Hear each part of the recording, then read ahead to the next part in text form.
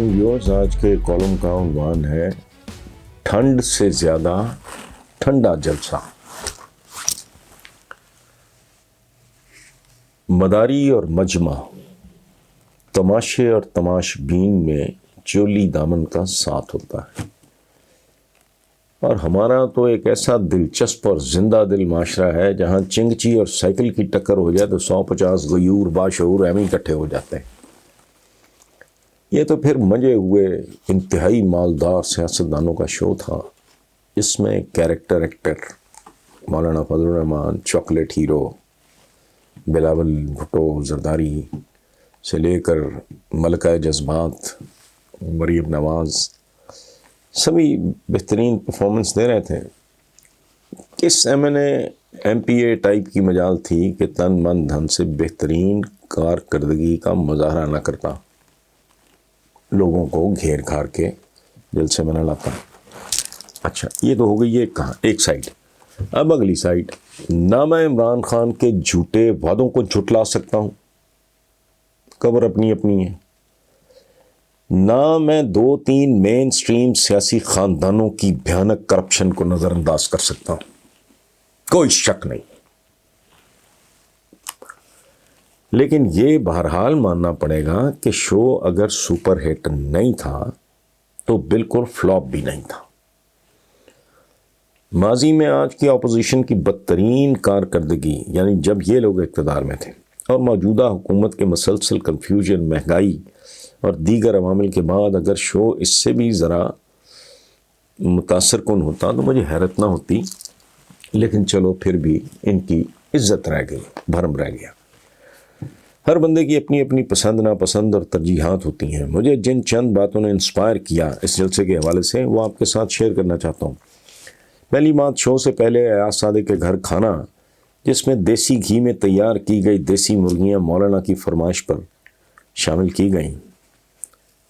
میں نے T V پہ یہ خبر انتہائی دلچسپی سے سنی کہ کھانا کھلنے پر، میں لکھا کرتا ہوں کبھی کبھی، کھانا کھلنے پر بہت سے لوگ بھی کھل جاتے ہیں۔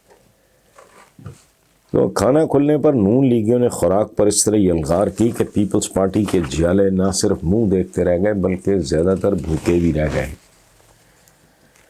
تو میں دیر تک سوچتا رہا کہ یہی کھانا تو نون لیگ اور پیپلز پارٹی کے درمیان اصل رولا اور مسئلہ ہے۔ یہ لڑتے بھی کھانے پر ہیں اور ان کے درمیان صلح صفائی بھی ملکی وسائل کھانے پر ہی ہوتی ہے۔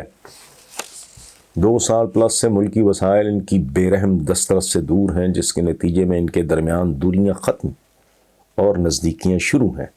اللہ نہ کرے کل کلاں اگر پھر ان کو موقع مل گیا تو دنیا دیکھے گی کہ نیولے اور ناگن کی جنگ پھر عروج پہ پہنچ چکی ہے۔ کھانے اور جالوں کے بھوکا رہ جانے، مولانا کا دیسی مرغیوں سے اظہاری یکجہتی کے علاوہ مجھے بلاول اس وقت بہت اچھا لگا جب اس نے جلسہ عام میں جہانگیر بدر مرحومہ مقبور کو یاد کرتے ہوئے اس کو زبردست خراج تحسین پیش کیا۔ جہانگیر بدر مرحوم کے بچے، بالخصوص علی بدر، مجھے بہت ہی عزیز ہے کہ کئی اعتبار سے باپ کا ریپلکا ہے۔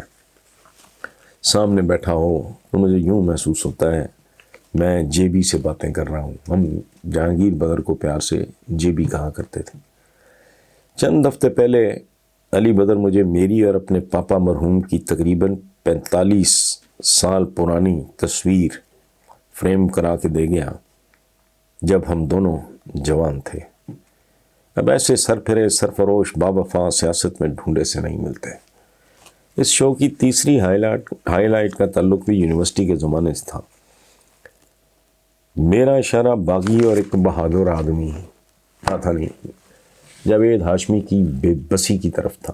گوجرانوالہ کے جلسے سے لے کر مینار پاکستان کے اس جلسے تک جاوید ہاشمی کو جس طرح مسلسل نظر انداز کیا گیا، اس کی تذلیل کی گئی، اس کی توہین کی گئی، اس پر اس سفاک بے حیا اور بے شرم سیاست سے میری نفرت میں مزید اضافہ ہو گیا ہے۔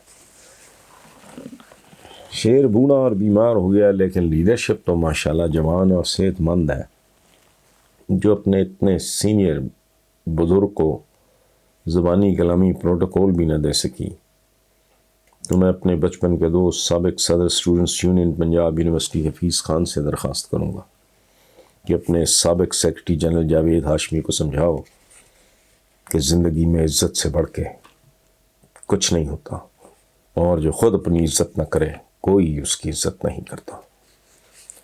عزت سادات جتنی بچ رہی ہے اسے ہی بچا لو تو بڑی بات ہے۔ میں نے شروع میں عرض کر دیا تھا کہ پی ڈی ایم کا یہ شو نہ سپر ہٹ تھا نہ بالکل فلاپ، رہ گیا سردی اسکول آف تھاٹ۔ کئی لوگ بہانے بنا رہے ہیں ٹھنڈ بڑی تھی تو بھائی اگر ورکر سچ مچ موٹیویٹ ہو چکا ہو، موبلائز ہو چکا ہو، تو سردی کیا برف باری بھی اس کا رستہ نہیں روک سکتی۔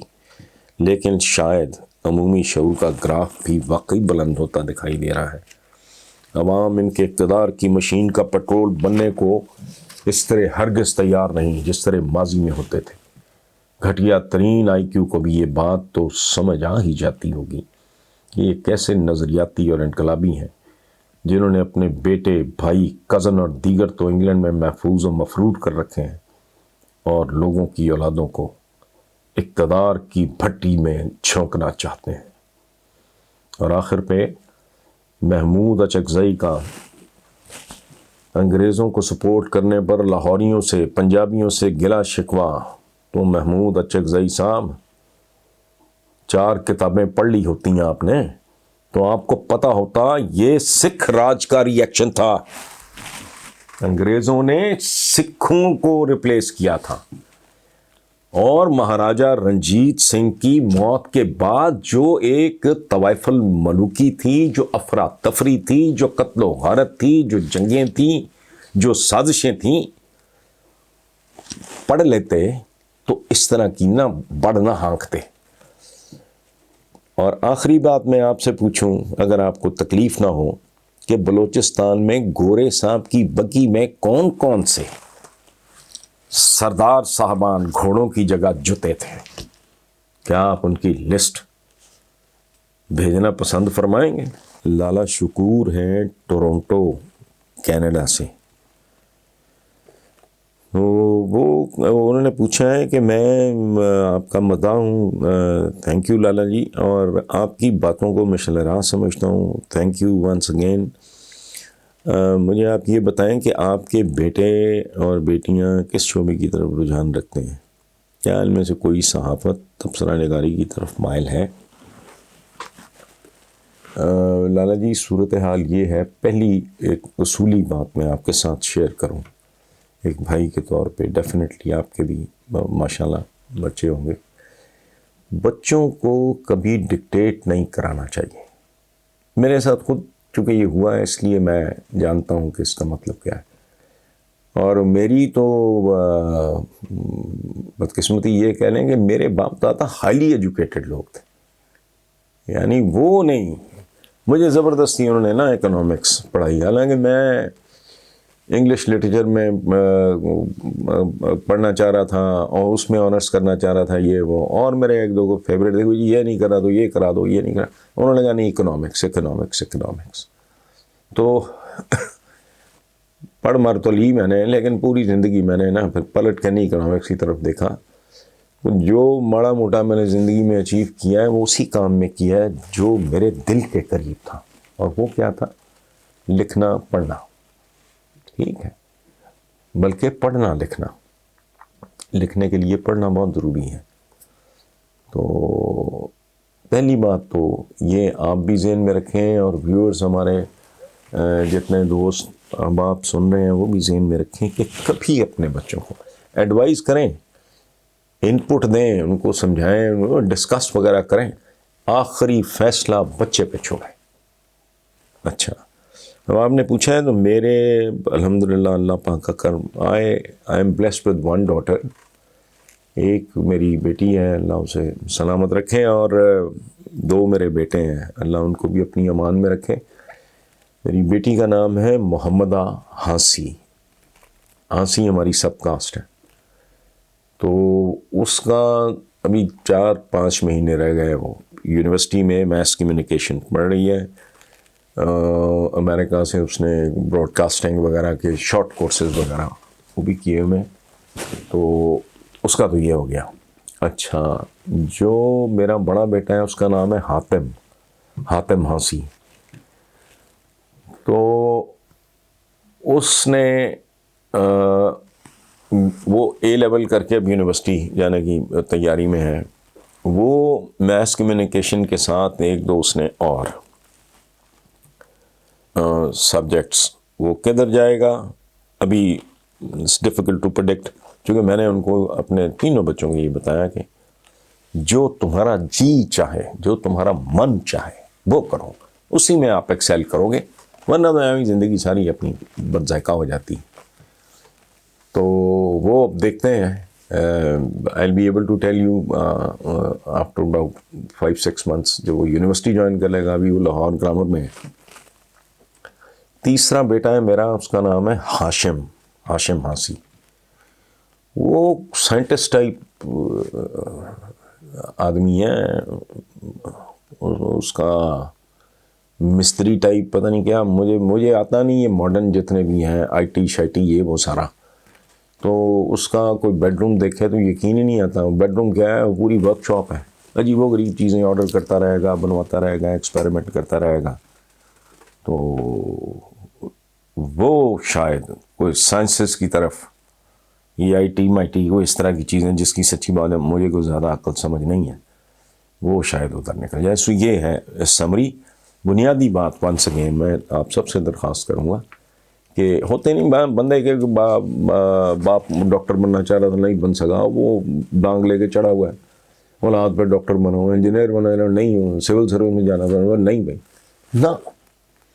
بچے کو گائیڈ ضرور کریں, اس کو بتائیں کہ بھی یہ پاسبلٹیز ہیں, یہ اس طرح کا معاشرہ ہے, یہاں ان چیزوں کی قدر و منزلت زیادہ ہے, یا اس میں زیادہ اسکوپ ہے, یا وٹ ایور. اسکوپ بھی کوئی نہیں, بیسیکلی کچھ نہیں ہوتا. اللہ سے خیر مانگیں.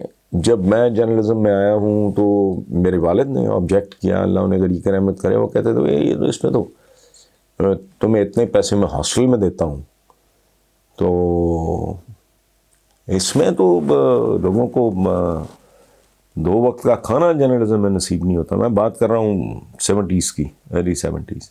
تو بات ٹھیک تھی, اور اس حد تک ٹھیک تھی کہ مجھے پھر 80 میں ملک چھوڑنا پڑا, باہر جانا پڑا خود کو مالی طور پہ مستحکم کرنے کے لیے. بٹ الٹیمیٹلی اللہ پاک نے اسی میں وہ پتہ نہیں کیا سے کیا کر دیے. اور اس کی ایک اور مثال میں آپ کو دیتا ہوں. یہ نہیں, یہ رب العزت کے فیصلے ہیں, اس سے خیر مانگے, آدمی محنت کرے, کام کرے. دیکھیں ایک زمانے میں جب یہ تو ہم ہی بیچارے گامے ماجے سے ہوتے ہیں, کتنا ہینڈسم آدمی تھا فضل محمود. فاضل جیسی اصطلاح مجھے حالانکہ سمجھ نہیں کرکٹ کی, حنیف محمد تو مشتاق, وہ پتہ نہیں کتنے بڑے سٹارز تھے, لیکن وہ مالی طور پہ ساری زندگی بیچارے وہ ہینڈ ٹو ماؤتھ ہی رہے. وجہ چونکہ اس وقت کرکٹ میں گلیمر تھا, پاپولیرٹی تھی, پیسہ نہیں تھا. اسی طرح ایک زمانے میں دلیپ کمار صاحب, وہ چند 100 روپے ماہانہ تنخواہ پر دیویکا رانی کے پاس وہ کام کرتے رہے. تو وہ بعد میں انڈسٹری بنتی چلی گئی, وہ بہت بڑی انڈسٹری بن گئی. سو اس طرح بس اپنے دل کی آواز سنو, محنت کرو, فوکس رہو, کام کرو اور خیر مانگو. Thank you. چلو بھائی.